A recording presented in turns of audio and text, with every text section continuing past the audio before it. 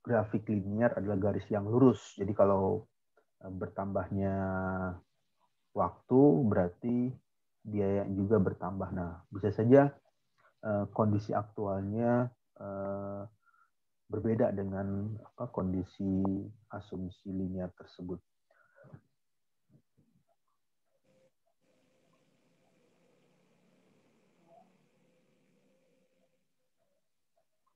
Lalu yang selanjutnya adalah contohnya. Ini hanya contoh, misalkan kegiatan A. Kegiatan A itu kegiatan pertama berlangsung 10 hari atau proyek untuk suatu kegiatan A berlangsung 10 hari dengan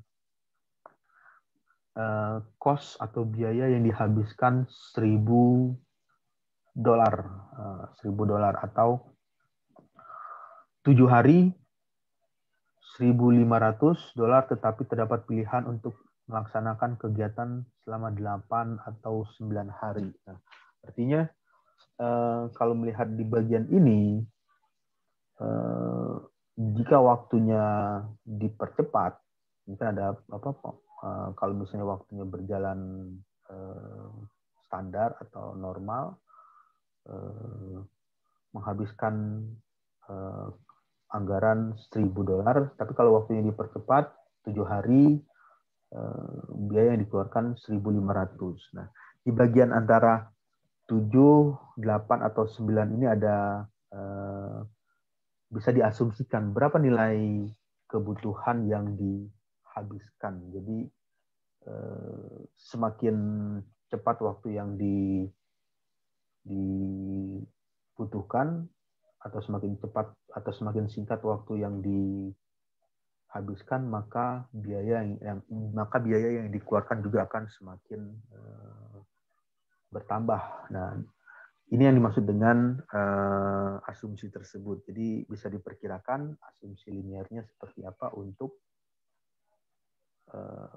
pengerjaan proyek yang dilakukan dalam waktu 8 hari atau 9 hari. Lalu yang berikutnya, pemilihan kegiatan yang dipercepat. Jadi pada saat pengerjaan proyek tersebut bisa dilakukan dengan melakukan pemilihan kegiatan yang dipercepat. Caranya adalah menggunakan metode Kreyszig, hubungan antara biaya dengan waktu. Jadi ada, kalau digambarkan nanti ada grafik, X-nya itu Y-aksis menjelaskan tentang biaya, kemudian X-aksis atau sumbu X menjelaskan tentang waktu yang distandarkan pada pemilihan metode termurah untuk pengurangan durasi proyek. Jadi nanti bisa diperkirakan kalau waktunya 10, katakanlah misalnya proyek tersebut berlangsung kalau dalam kondisi normal 1 tahun, berarti 1 tahun ada 12 bulan. Nah, kalau dilakukan, misalkan proyek tersebut dipersingkat katakanlah menjadi 8 bulan, nah, berapa biaya yang dibutuhkan? Nah, kalau misalnya pengerjaan tersebut 10 bulan, berapa biaya yang dibutuhkan? Nanti ada kalkulasi atau bisa dipertimbangkan. Jika proyek tersebut dilakukan 8 bulan dengan dilakukan penyelesaiannya 10 bulan atau 12 bulan dalam keadaan normal atau standar, hasil apa yang bisa diperoleh secara baik? Jadi kalau misalnya waktunya lebih singkat, tetapi biayanya lebih tinggi, sedangkan nanti feedback-nya terhadap dari proyek tersebut apa yang bisa diterima. Jadi kalau misalkan proyek pengerjaan gedung atau pembangunan gedung, jadi kalau misalnya proyek tersebut berlangsung selama 1 tahun, normalnya 1 tahun atau 12 bulan, ternyata bisa dikerjakan selama 8 bulan. proyek tersebut dipersingkat jadi 8 bulan. Otomatis karena pengerjaannya dipercepat, maka biayanya juga meningkat, biaya pengerjaan proyek tersebut. Lalu setelah pembuatan gedung tersebut selesai, dibuat selama 8 bulan, maka gedung tersebut bisa dipergunakan secara langsung. Nah, setelah dipergunakan ada masukan atau ada penerimaan yang diperoleh dari pengerjaan pembuatan gedung tersebut, misal pembuatan gedung perkantoran. Jadi setelah 8 bulan proyek tersebut berlangsung, gedung tersebut ternyata sudah bisa dipergunakan. Lalu apa yang terjadi di bulan berikutnya dari pengerjaan proyek tersebut sudah mendapatkan hasilnya karena sudah ada yang menyewa gedung tersebut, menyewa bangunan tersebut untuk pengerjaan untuk kegiatan kantor. Jadi sudah ada nilai tambah yang diterima. Nah, itu yang dipertimbangkan. Jika ini dipercepat, kita akan mendapatkan hasil yang lebih awal, tetapi pengeluarannya lebih tinggi, tapi hasilnya lebih awal, atau pengerjaannya lama, bisa dikatakan standar atau sesuai dengan waktunya selama 12 bulan atau 1 tahun, tetapi hasilnya juga untuk menunggu hasilnya itu harus menunggu selama 1 tahun baru bisa mendapatkan hasil dari pengerjaan proyek tersebut. Jadi hal ini bisa diperkirakan atau bisa diprediksi dengan memperkirakan hubungan antara biaya dengan waktu yang dihabiskan pada pengerjaan proyek tersebut. Kemudian yang keempat adalah keputusan pengurangan waktu. Wah, ini merupakan hal yang cukup krusial atau cukup penting. Apakah waktu itu perlu dikurangi atau tidak, atau waktu tersebut melebihi dari waktu kondisi normalnya. Dasar pemikirannya adalah memendekkan waktu. Jadi kalau misalnya waktunya ada 1 tahun atau 12 bulan, waktu tersebut dipersingkat menjadi 10 bulan, 8 bulan, atau 6 bulan.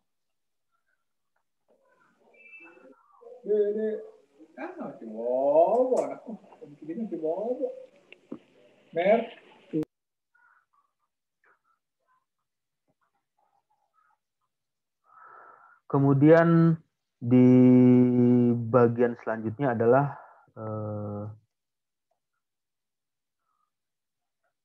kalau tadi membahas mengenai hubungan antara grafik biaya dengan durasi proyek.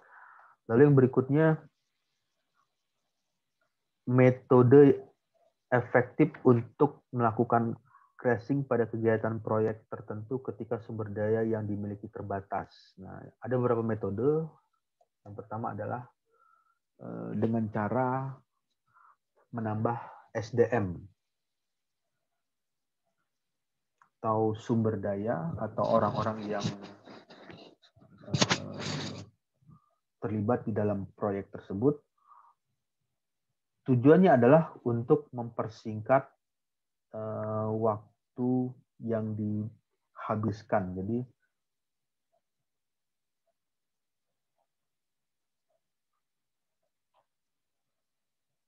ini adalah metodenya. Yang pertama adalah penambahan sumber daya, kemudian apa yang dilakukan di penambahan sumber daya ini. Metode yang paling umum untuk memperpendek waktu proyek adalah dengan melakukan menambah staf dan peralatan untuk kegiatan. Jadi ini adalah langkah atau cara yang cukup baik atau cukup cepat dalam hal mempersingkat waktu proyek yang sedang berlangsung. Jadi kalau proyek tersebut dalam kondisi normalnya menghabiskan waktu 1 tahun atau 12 bulan, dengan menambah staff atau menambah orang-orang yang terlibat di dalam proyek tersebut, maka bisa mempersingkat waktu sehingga bisa menghabiskan waktu hanya 10 bulan, 8 bulan, atau kalau lebih banyak lagi ya bisa hanya dalam waktu 1 bulan bisa sudah selesai. Jadi perbedaan waktunya cukup jauh ya, yang awalnya kalau dalam kondisi normal bisa 1 tahun, 12 bulan, ini hanya bisa 1 bulan pengerjaan proyek tersebut bisa berlangsung dengan selesai. Kemudian yang kedua adalah melakukan outsourcing pekerjaan. Metode ini adalah umum lainnya dalam memperpendek waktu proyek adalah dengan subkontrak sebuah kegiatan. Subkontraktor yang memiliki akses terhadap teknologi yang lebih baik atau keahlian yang lebih baik akan mempercepat penyelesaian kegiatan. Nah, yang dimaksud dengan outsourcing itu adalah mengambil sumber atau mengambil outsource. Outsource itu artinya sumber dari luar SDM-nya. Jadi kalau misalnya contohnya proyek pembangunan gedung, ya, ini ternyata yang bekerja adalah orang-orang lokal ya, maksudnya orang-orang dari daerah-daerah katakanlah misalnya proyek pembangunan gedungnya itu di Bogor umpama, di daerah Bogor. Ternyata dilakukan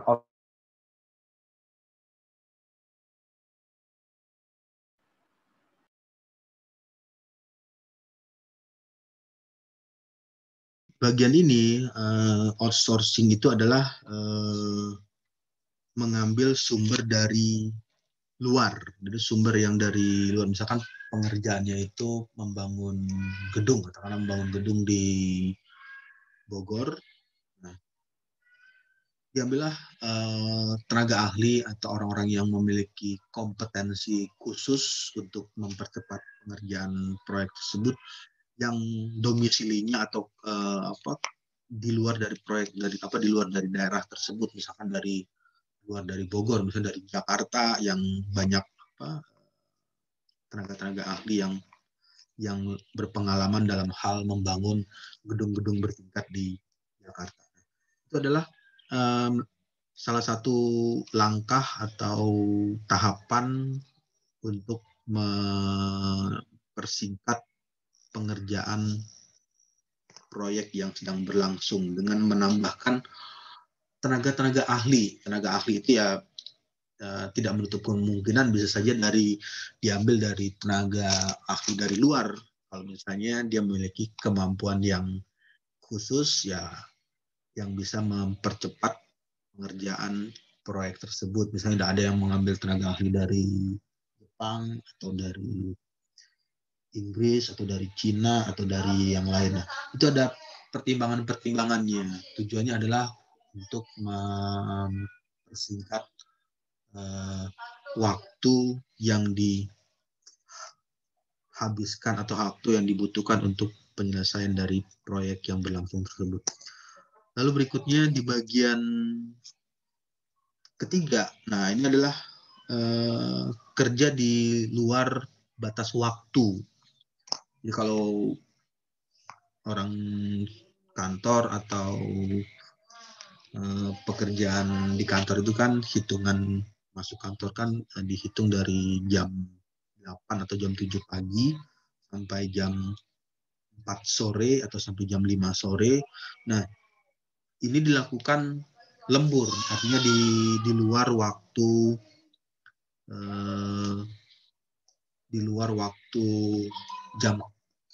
jam secara umumnya.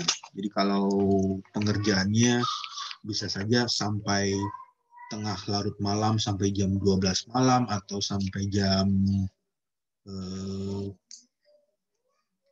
pagi lagi, jadi dari jam 12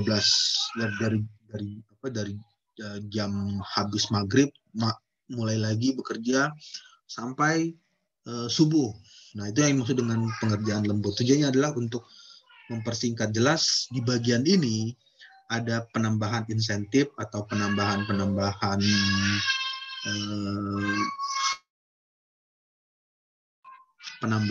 intensif untuk pengerjaan yang dilakukan secara lembur. Lalu yang berikutnya adalah membangun tim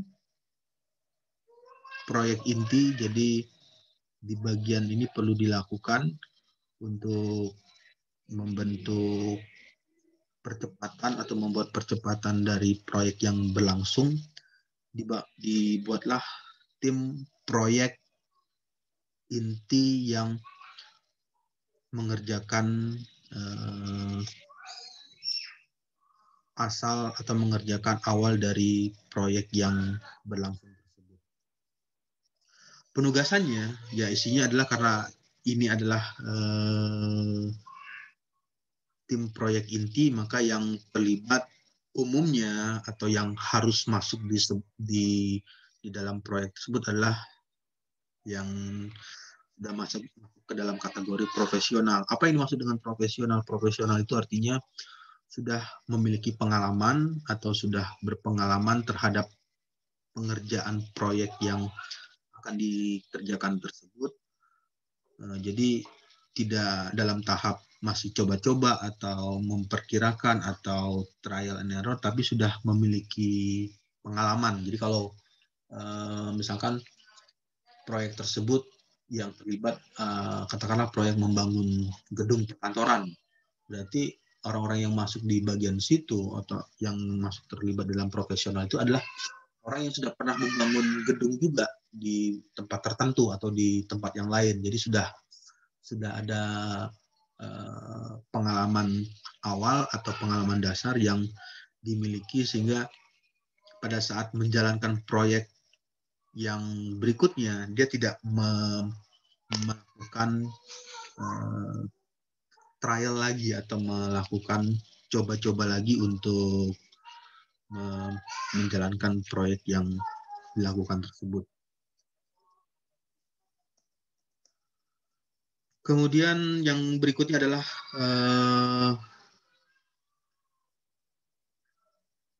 ini merupakan pengulangan. Jadi kalau di dalam proyek tersebut perlu lakukan 2 kali, kerjakan dengan cepat dan perbaiki. Artinya di proyek tersebut pada saat sudah dikerjakan, dilihat hasilnya dengan seksama atau dengan menyeluruh. Jika ada kekurangan atau ada kesalahan, langsung diperbaiki. Jangan langsung didiamkan, misalkan sudah, nanti tunggu saja yang lain mengoreksi, atau tunggu saja yang bagian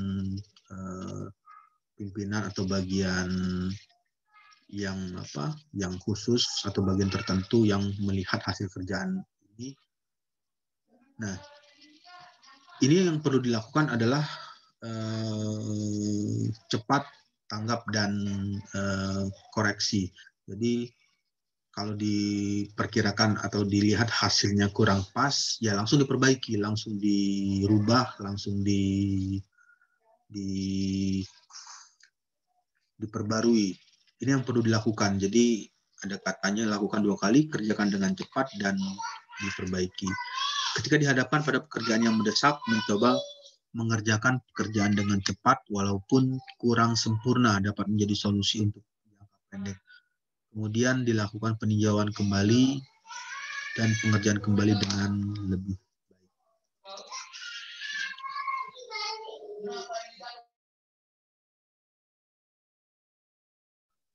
Kemudian yang keenam adalah fast tracking. Fast tracking untuk melakukan penyusunan ulang. Jadi dilakukan rekonstruksi ulang bagaimana membuat networking kerja atau jaringan kerja sehingga kegiatan kritis dilakukan secara paralel menggantikan cara pengerjaan seri untuk melakukan perubahan struktur kegiatan menjadi paralel diperlukan kreativitas yang tinggi dari anggota tim proyek tersebut dalam pelaksanaannya. Ini yang perlu juga dilakukan oleh manajer yang mengatur proyek tersebut, bagaimana cara melakukan atau membuat pengerjaan proyek tersebut bisa berjalan lebih tepat.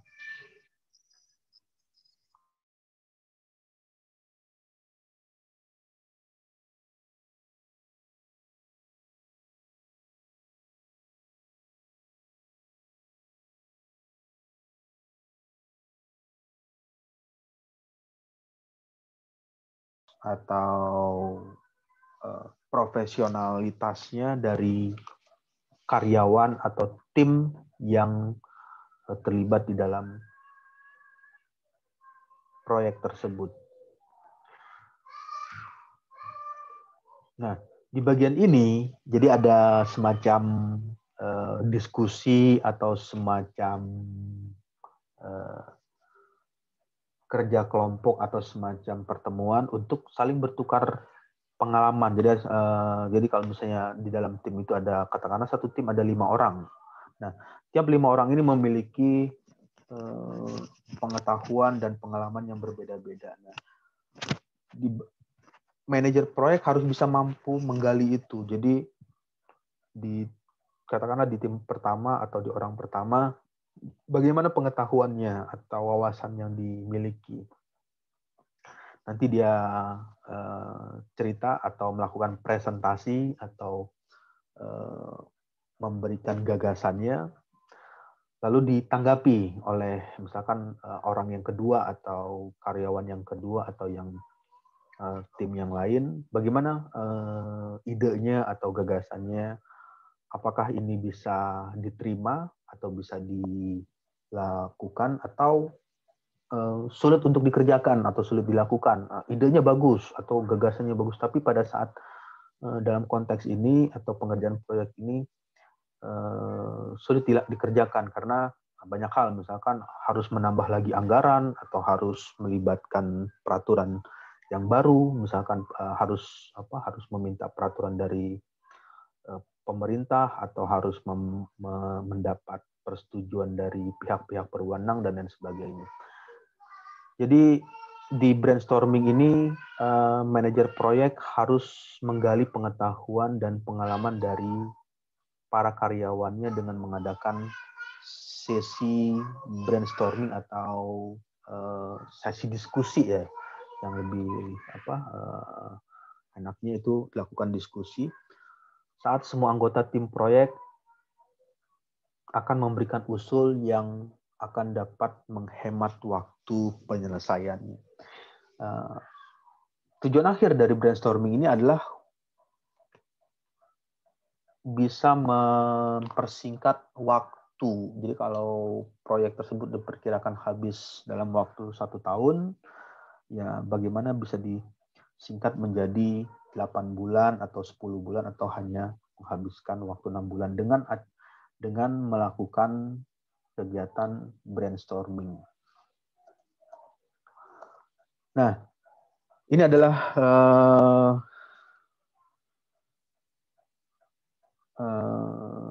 kalkulasi atau hitungan hubungan antara crash cost, normal time dengan crash time. Jadi untuk menentukan biaya crash atau biaya percepatan paling optimum, maka dilakukan perhitungan dengan menggunakan slope antara biaya normal dengan biaya crash. Jadi ada keterangan di bagian sini, ada biaya normal cost, normal time, crash time, dan crash cost-nya. Lalu apa saja yang dimaksud dengan crash cost? Ya nanti bisa dilihat di bagian ini ada penjelasannya. Crash cost itu biaya kegiatan bila dilakukan percepatan. Kemudian normal cost sesuai dengan waktu normal. Nanti bisa dihitung. Misalnya kalau crash cost-nya itu katakanlah misalnya biaya kegiatan untuk waktu normalnya umpama 12 bulan. Nah, sedangkan di 12 bulan dia menghabiskan $1.000 umpama. Sedangkan crash cost-nya itu dengan waktu dipercepat, katakanlah menjadi 10 bulan, dia menghabiskan misalkan lebih tinggi lagi karena yang awalnya 1.000 karena dipercepat menjadi $1.500. Nanti bisa dihitung di situ, dimasukkan angka-angkanya, lalu didapatlah berapa nilai slope-nya.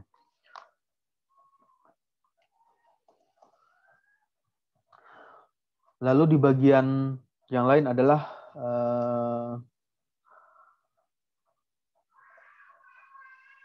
ini adalah penjelasan apakah yang menjadi isu utama, yang menjadi isu utama untuk mengurangi biaya. Jadi pada saat mereduksi atau mengurangi cost atau waktu, hal apa yang menjadi isu? Isu itu keterangan atau semacam wacana awal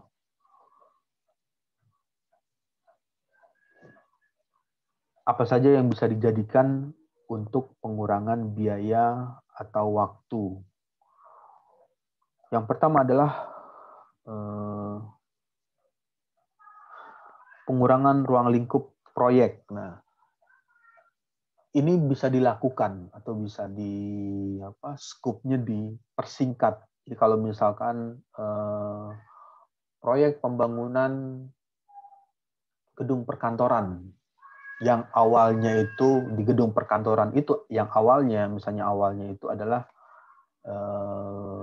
di dalam perkantoran itu juga membangun gedung swalayan atau supermarket. Nah, karena ruang lingkupnya dipersingkat, jadi fokusnya hanya terfokus pada membangun gedung perkantoran saja. Jadi untuk minimarket atau supermarket yang dibangun di dalam perkantoran tersebut akhirnya dikurangi atau dihilangkan. Jadi mengurangi pengurangan ruang lingkup dari proyek yang dikerjakan tersebut. Itu hanya contoh. Nanti Anda bisa mengembangkan sendiri kalau kita mengimprove-kan, misalkan pengerjaan jalan layang atau flyover atau pembuatan jalan tol. Nah, itu apa saja yang ruang lingkup yang bisa dipersingkat dalam pengerjaan tersebut.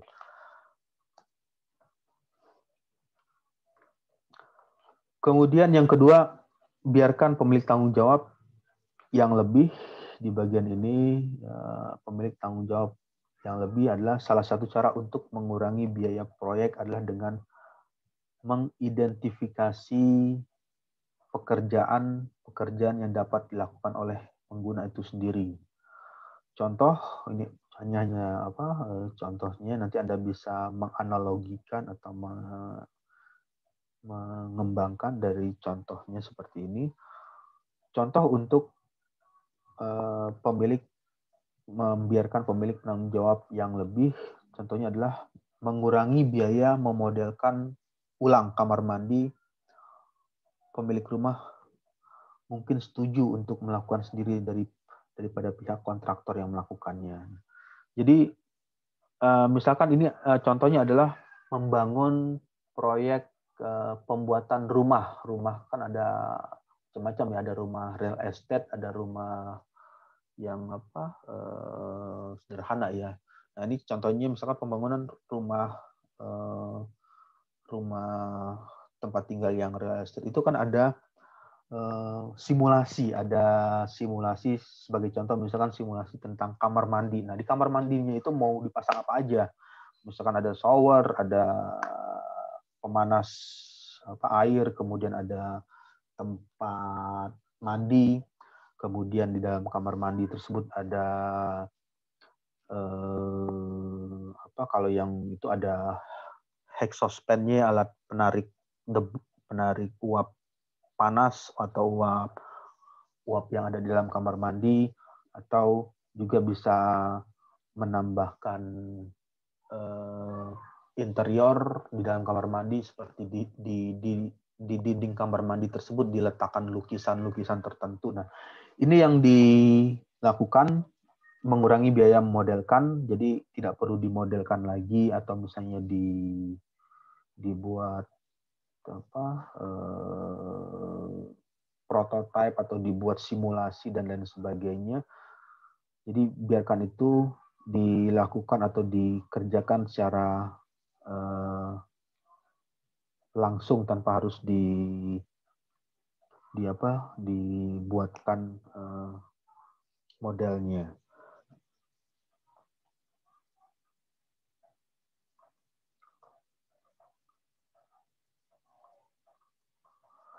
Kemudian yang berikutnya, yang selanjutnya adalah tadi ada kedua, kemudian yang ketiga. Isu yang ketiga adalah